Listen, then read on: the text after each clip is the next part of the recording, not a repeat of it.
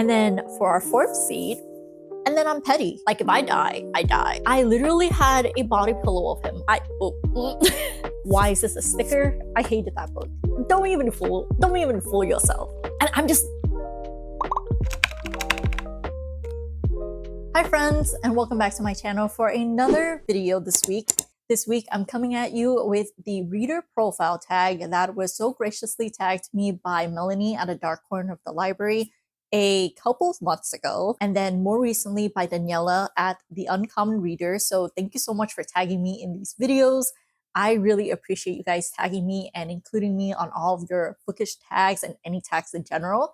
I know I have been pretty bad about doing tags lately, but I'm hoping this reader profile tag will kickstart off my attempt to catch up on all of the tag videos that I have backpiled since last year. I also want to thank Hillary Green B for creating this tag. Their video, their channel, everything will be linked in the description as always. And let's head on to the very first question. Question number one asks, what makes a good book for me? Now, I went back and forth as to how much I want to ramble on this question. And the answer is in 2025, I have a pretty solid base on how I rate a book and what makes a good book for me. And it actually just encapsulates these four things. The first one is the highest and the heaviest weighted rating of it all, and it is going to be enjoyment. And then the second thing is going to be character, plot, and then thought-provoking. Now, depending on the genre of the book, they are weighted a little bit differently. A good example is a romance book will have much more of a heavy weight on enjoyment and character, whereas a fantasy might be enjoyment and plot. And then for a more literary commentary type of book, thought-provoking will be weighted a lot higher than enjoyment and the plot itself. So all in all, I like a good mix and a good balance of all four of those things. Character dialogue goes with character, so banter and wit definitely falls under character. Plot is a really big one for me. Now that I've started to read a lot more books in the past year, I realize what I like in a book with the plot and what I don't. And then thought-provoking, definitely last year, I surprised myself with reading a lot of literary commentary books, a lot of books that are outside of my comfort zone, including nonfiction. And I realized that I can't rate books that are like romance versus like commentary nonfiction the same way. So instead, I created the system this year in 2025 to really narrow down the scope of what makes a good book for me. And again, it encompasses those four things: thought-provoking, character, plot, and enjoyment. Enjoyment is a pretty heavy one for me. I am definitely someone who mood reads a lot, and the mood read really dictate and skews how I rate a lot of the books, especially when thought-provoking aspect of it or the plot aspect of it isn't weighted as heavily because they're more like fluffy romance, slice of life, contemporary books. Question number two asks, what book are you currently reading? I am currently reading The Woman by Kristen Hanna. I believe I am about 7% of the way in. We just witnessed the main character, Frankie, step foot in Vietnam, and I'm excited to see how the story progresses from there. Question number three is a quick one, and it is, what is the last book you didn't finish and why? That would have to be The Subtle Art of Not Giving a Fuck.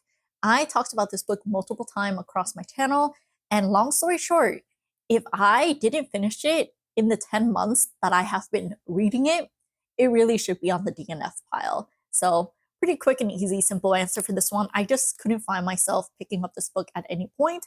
It didn't really interest me aside from the title, the attention-grabbing title of this book. And as a result, I realized life is too short to continue reading what you're not interested in. So I officially DNF'd it back in December. Question number four asks, what is an obscure book that you wish other people would read? For me, it will have to be The Broken Ring. I have the physical printed edition of it in Korean. It is translated in English on Tappy Tunes. Is it Tappy Tunes? Tapas? I don't know. It's translated on one of those sites, and that's where I've been reading it. And I absolutely adore this series, both as the manhwa and the light novel. I feel like if you like a badass female protagonist, this is it. Except it's very, very dark and has a lot of heavy and dark topics. I really enjoyed how this character is portrayed. I just absolutely love how much of a badass energy, decaf energy she gives off, and how much of a manipulative person she is into planning for her own survivability in all these new lives that she's living. A really big trope or premise of the story is that she regressed back to when she was 6 years old after taking her own life. And the reasons for all that is very, very dark. And you will come to find out as you read through the book. It's not a spoiler, it actually opens up the story very upfront as to what happened in the past and her current age right now and her memories of the previous life. I just really like her as a whole, as a character. I really love the golden retriever puppy dog male interest. And I know what is going to happen at the end of the whole series, or I know the big strokes of the plot. And I think this is one of the most unique regression light novel that I have ever come across. So, always going to be recommending it. The artwork is spectacular and phenomenal. Like, it's very, very beautiful. So, highly recommend it. Cannot recommend it enough. I've been recommending it since the start of this booktube channel, and I'm not going to stop because I want the English edition printed in America. We're finally getting there at some stages where Barnes and Noble have been publishing light novels and manhwas and mangas, and it's being published in the United States, and I'm so happy. So I'm vouching for this one. I'm waiting for the day where it gets published in America, but as of now, I have the Korean edition of it, and I'm gonna put it back on my shelf. I purchased this during my Korea trip. You can see a travel vlog of it a long, long time ago, back in April. And yeah, I'm gonna put this book back and move on to the next question. Question 5 asks, what is the longest book you've ever read? I'm gonna refer back to my spreadsheet for this. And last year, the longest book I read is going to be Honkai Star Rail World 1 and the tutorial, coming in at 960 pages. This is not a traditional read of any sort, so I'm going to move on to the second place, which is Merit of Convenience, which is a manhwa coming in at 905 pages. And of course, I cannot dismiss the third highest, but the highest of its category, which is more traditional published paperback books. And it is going to be The Dragon's Republic, coming in at 975 pages. So for me, I definitely do consider the video game that I played to be a format of reading of some sort, but I know some people don't. So I decided to showcase you all my first, second, and third highest ranking reads, and it just so perfectly matched the different categories of the formats that I consume. So hopefully that answers the question as to what is the longest read I've ever read. Unfortunately, anything prior to 2024, I do not know. But honestly, I don't think I would ever surpass 960 page for a book. So I think this is a pretty valid answer for the longest book I've read. All right, question number 6 is going to be a fun one, and it is, if you could have a dinner party with 5 fictional characters, who would they be? I'm gonna let you guys kind of guess who I want to have a dinner with in the comment section, because I feel like some people might be able to guess one or two of them, but let's just get right on to my answers. The very first one is going to be my lover, my man, and it is going to be Regis from Father, I Don't Want This Marriage. I mean, he's a hottie, he's a baddie. You guys know him, I know him. He's a familiar name on this channel. I'll just leave it at that. The second person I want on my table, and honestly, if I hadn't finished this book this month or prior to doing this tag, he wouldn't be in my table, in my fictional dinner. And since I have, I'm going to have to go with Piranesi from Piranesi. And that book was a recommendation from Ellen at the LMA Book Club. And I think he was also at her fictional dinner party in her video as well. And I think I understand you, Ellen. I think I understand why you want him at your dinner table, because that book, man, I did not know what to expect going into that book, and it blew my mind, and I feel like it has some social commentary with like a lot of open-endedness, and I want him at my dinner table after all the events of the book have occurred, and I want to get to know him even more. I feel like the journal entries weren't enough. So Piranesi is going to have my second seat at my dinner table. The third person who gets to be at my dinner table is going to be Neja from the Poppy War series. Oh my god, I have so many questions. Like I want the whole Poppy War trilogy in his perspective. He played a really big role in all the events that happened in the Poppy War, but we only ever get to see it from Rin's perspective. And there's even a gap where the two of them weren't even together, so you really don't even know what was happening on his side of things. I want the whole series from his perspective. Genuinely, Neja needs to be seated at my table so I could just ask him all the questions and everything I want to know about what led up to the point of what had happened in the Poppy War. And then for our fourth seed, it's why did I do that? I mean, it's going to be good. The fourth seed at this table is gonna go to Agamon from Clytemnestra. I bet none of you guys would have predicted it because I bagged on this man, all right? He is genuinely the worst character possible. And I'm just let me at him. He's at the dinner table so he could get his ass beat. I think his ending was too good for him. She was too kind to him. He should have been flayed. He should have been skinned. I I mean, he was a terrible, terrible person. And I'm just saying, all the baddies that are in my table, I'm sure they would all want to lend a hand in me beating him up. That's all I have to say. I just want him here just to torture him. I just need him at the table because he's such a terrible human being and he just needs his ass whooped. Because I don't think whatever ended in Clytemnestra was good. That was too good of an ending for him. Genuinely. Made me so mad. I wanted more. I wanted more cruelty from how cruel he was to Clytemnestra.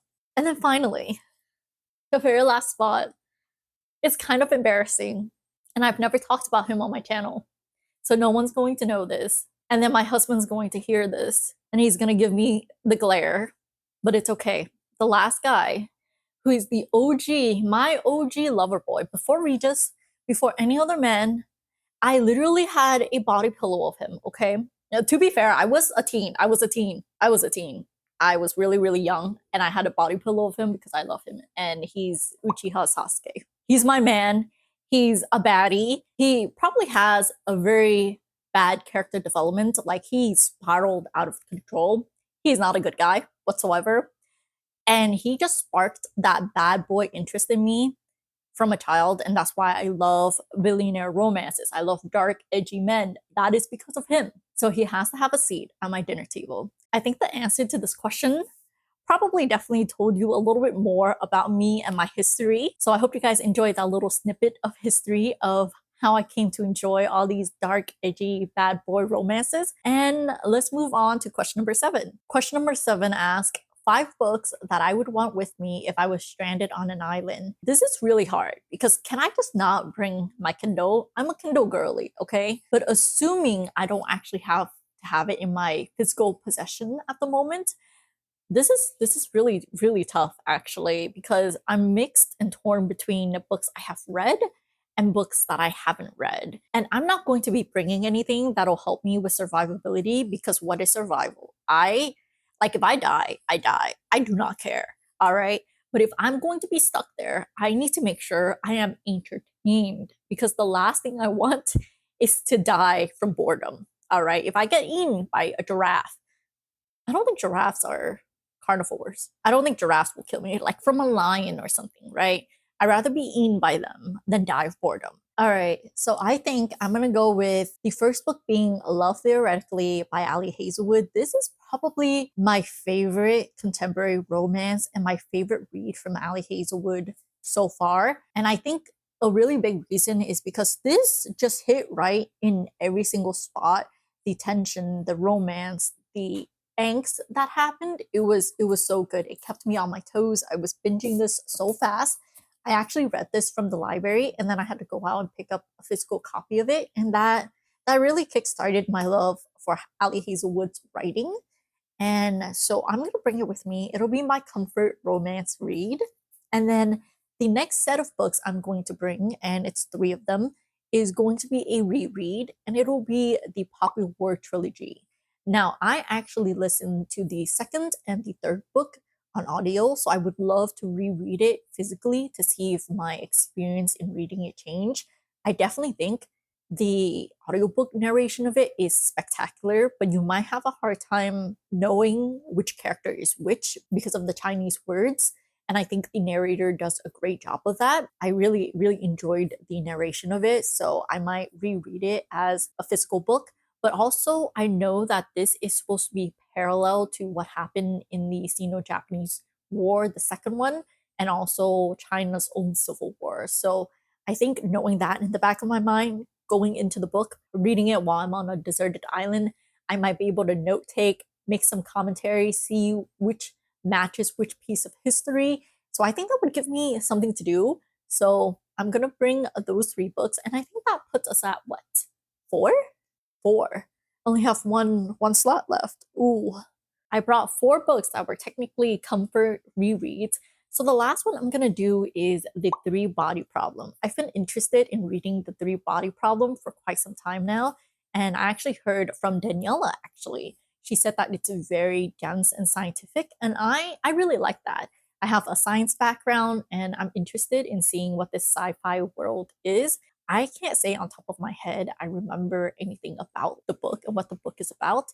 So I'm sure I'll have a great time diving into the three body problem. I know it's also a chunker, so I'll take some time, take a good time reading through it. And hopefully, by the time that I finish all five of these books, I'm saved or eaten by a lion. So I'm going to move on to question number 8, which is what is one book I cannot put down? I have a book. I have a book, and it's not in the positive aspect of it, all right? I binge read this. I hate binge read it, all right? And it is Love on the Brain by Ali Hazelwood. I know in the previous question, I literally said I really love Ali Hazelwood as a writer, but Love on the Brain did me so dirty, did me so wrong. I hated that book. I really didn't like it at all whatsoever. I think I have a video somewhere where I went into a little bit more detail as to why I didn't like it, but like, girl, I know she's definitely trying out a lot of subgenres in romance itself, but whatever that ending was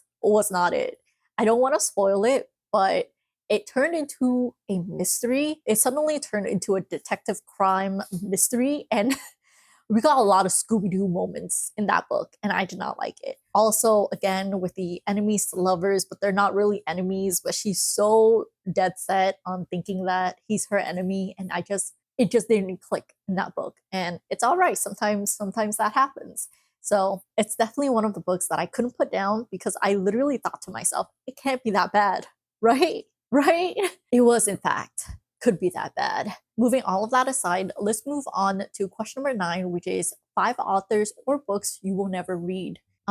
This is kind of controversial. I mean, it's always controversial when you make a statement saying, I will never read these authors. But you know what? I'm here for it. I'm here for the drama. Give me the drama down in the comment section. Give me the tea. Give me whatever flame you feel like giving. And I'm gonna start off the first one being Spicy. She's known to be controversial, and I'm sure you guys aren't even going to be surprised that she made it on my list, and it is going to be Colleen Hoover. I'm just not interested in whatever her books are. Her books, from the snippets that I've gathered, are just not my cup of tea, even though I love dark romances, I love romance. Hers just seem a little bit too toxic. Moving right along, the next person is going to be Gabrielle Zevin. I mean, I have a whole video, probably two actually, because I did a vlog and I have my initial reaction on the vlog, and then later on I had a monthly wrap up and I ranted in my monthly wrap up as well, so you guys can check those out. But I just didn't agree with her plagiarizing, and it just doesn't seem like she's the kind of author that I would want to support anyways. So moving on to the next is going to be A Little Life. I don't know, man. I think I mentioned this previously or with some other booktubers, but A Little Life just sounds really depressing. And there's like a good line for me between like enjoyment and thought provoking. And from what I've heard about this book, the thought provoking is there, but is it really worth the pain and suffering and the angst that comes with it? I don't think so for me. So I will probably personally not be the one who's going to be reading it. It's not the target demographic isn't me. I know some people who love angst, who love the burning in tears, but that's not me. Generally, when I read, I go in it to have a happy and good time. So that's a book that I'm never going to touch, even though it's highly rated, highly loved. It's just not the book for me, and that's okay. And then another author that I will probably not read, not because of any hate I have towards him, except for the fact that I don't think he'll ever finish his books, and it is going to be George R. R. Martin. I listen.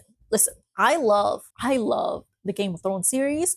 I love it all, but he just didn't finish it in time. And then we got whatever we got in the Game of Thrones. And then I'm petty. I'm mad. I'm so mad. I know it deviated pretty early on. I just wish that the content was completed so I could actually read it and finally just finish the book as a whole. But also, the books are long, so maybe I would have never picked it up anyways. But just him as a writer and how, unfortunately, a little bit slow he is at publishing and finishing his drafts. He's not the ideal writer for me because I need completion. I need things to be completed. I love reading things that are completed. That's why I moved away from mangas and manhwa so much and deep dived into books last year and the years before that. It's because books are completed and a lot of manhwas and mangas are, on an ongoing publishing basis. So, and in a similar note as to what I previously just said, the very last series that I will not read is going to be the Dune series. I know, I have the book in my hand. So you might be wondering, why do I own this book if I wasn't planning to read it? Well, I actually found this out later that apparently the author did pass away prior to finishing the 8th and final book of the whole series, and I am a completionist. I know his books. I think the 1st, the 7th has a lot of diehard fans, and because it wasn't officially finished, his son and the agent took whatever notes that the author originally had and tried to publish an 8th book and many more subsequent book after that, and it was not what the fans were expecting. Many of them don't even consider it canon, which I think is a little bit funny, but I really like a conclusion to all my books, an ending to my books. And I've heard that he left a lot of things open and it was going to be wrapped up in 8. So I'm so sad to say that I don't think I will ever be able to venture into the world of Dune, even though you already saw that I have the book. It is probably going to go to a free little library. And I think that concludes the 5 authors slash series slash books I'm now going to be reading. And let's move on to the final question of this bookish tag. And it is, if I were to write a book, what would it be about? You know the answer. You know the answer. Like, don't even fool yourself. You know the answer. And it is going to be romance, probably specifically contemporary romance. Probably billionaire if I'm being realistic honest, maybe class diff, so like billionaire and just a regular schmegler office worker. Yeah, 100% adult, probably have spicy scenes, and probably some family drama. I'm not gonna say it'll be good. I think it'll fall into every single possible like trope. Like any pitfalls of a romance book, I genuinely think I would fall into every single one of them. But I think that would be the book I would write. That would be the kind of books that I would write, and I know myself. And he'll be an edgy, dark bad boy. She'll be a sweet girl, and him and his moody self will find her super attractive. And the character basis for the male love interest, please refer back to question 6, question 5. Whichever question was the dinner table one. Yeah. I mean, yeah. And that concludes this reader profile tag. I hope you guys got to know me a little bit better. Like, did you really get to know me better? Or did you get to know how much of a degenerate I am? I'll leave that in the open for you all. Let's wrap up this video here. Before I end this video, I do want to tag a couple of people who I don't think have done this tag, and they read so differently than I do that I want to know their answers and I want to get to know their reading taste a little bit more. And the very first person up is going to be Bonnie at Bonnie Nichols Writes. And then the second person is going to be Kat at Curious Cat. And then lastly, it's going to be Angel at Angel Can Read. As always, all their information and everything will be linked in the description. Please make sure to go check them out, send them some love. And this is it for the video. If you guys did enjoy this video, I would greatly appreciate it if you guys could subscribe, like, or comment, do any of those things. It will greatly help out my channel. And yeah, I will see you guys hopefully in the next couple of days for more videos. But if not, you guys can always find me on other social media platform if I even post anything on there. but you'll always find me scouring some of my favorite booktubers comment section. So I'll see you guys there. Bye.